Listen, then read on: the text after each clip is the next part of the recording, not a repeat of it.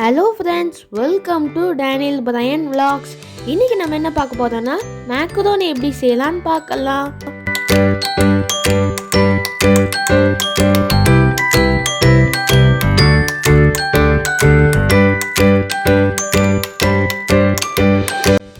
Hello friends, இன்றைக்கி home ஸ்டைல்லே எப்படி macaroni செய்யலான்னு பார்க்கலாம். அதுக்கு ஒரு 250 கிராம் மேக்ரோனி எடுத்து வச்சுருக்கேன்.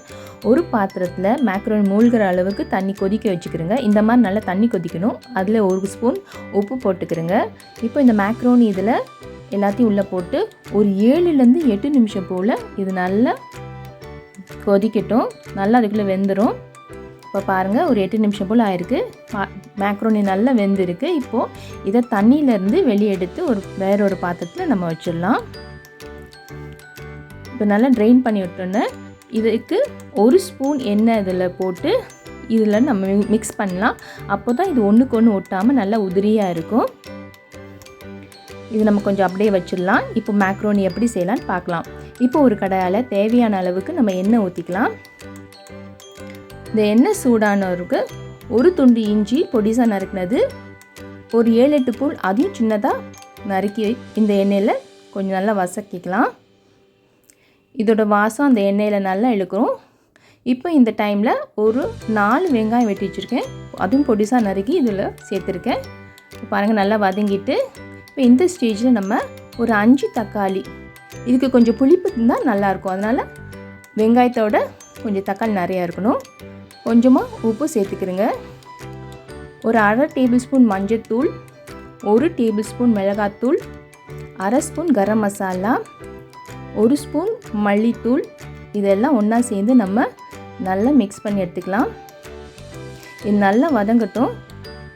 கொஞ்சமாக நான் தேவையான அளவுக்கு கேப்சிகம் கொஞ்சமாக பொடிசாக எடுத்து வச்சுருக்கேன். அதையும் இதில் சேர்த்துக்கலாம். இது நல்லா வதங்கிடும். கொஞ்சம் இது நல்லா இது பண்ணுறதுக்கு கொஞ்சம் தண்ணி ஆட் பண்ணிக்கலாம்.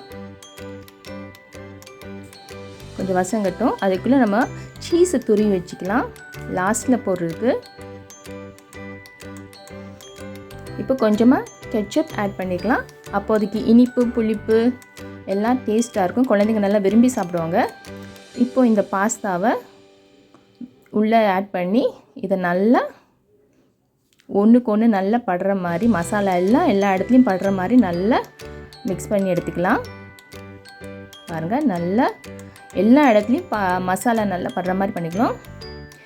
இப்போது 1/2 ஸ்பூன் போல் மிளகுத்தூள் இதில் ஆட் பண்ணிக்கலாம். ஒரு கைப்பிடி அளவு கொத்தமல்லியும் இதில் சேர்த்துக்கலாம். இதெல்லாம் இன்னும் சேர்ந்து நம்ம மிக்ஸ் பண்ணி எடுத்துக்கலாம்.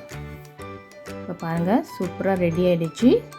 ஸோ இந்த டைமில் நம்ம துருவி வச்ச சீஸை இதோடு மேலே சேர்ந்தா அப்போ மெல்ட் ஆகி அது சாப்பிடும்போது ரொம்ப ஜூஸியாக நல்லா டேஸ்டியாக இருக்கும். குழந்தைங்க நல்லா விருப்பமாக சாப்பிடுவாங்க. பாருங்கள், சூப்பராக ரெடி ஆகிடுச்சு.